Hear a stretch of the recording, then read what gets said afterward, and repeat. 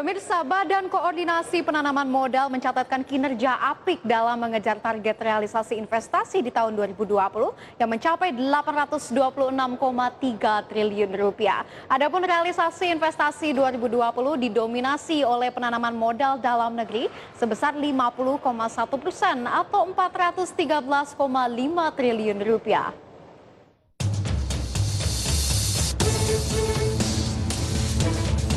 Badan Koordinasi Penanaman Modal atau BKPM mencatat realisasi investasi Indonesia pada kuartal 4 2020 mencapai 214,7 triliun rupiah atau tumbuh 3% secara year on year.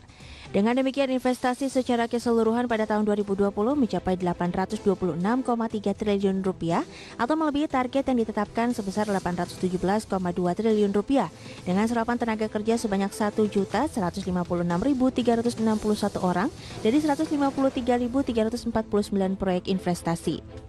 Adapun realisasi investasi sepanjang 2020 didominasi oleh penanaman modal dalam negeri sebesar 50,1% atau 413,5 triliun rupiah, sedangkan penanaman modal asing sebesar 49,9% atau 412,8 triliun rupiah.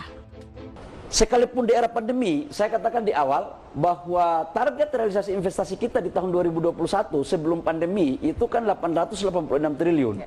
Tapi kemudian pandemi kita revisi menjadi 817 triliun. Alhamdulillah atas kerja keras dari teman-teman BKPM, saya memberikan apresiasi kepada Ibu Sestama, khususnya kepada Deputi Dalax dan pasukannya, itu mampu melakukan pendampingan kepada investor sebesar 826,3 triliun.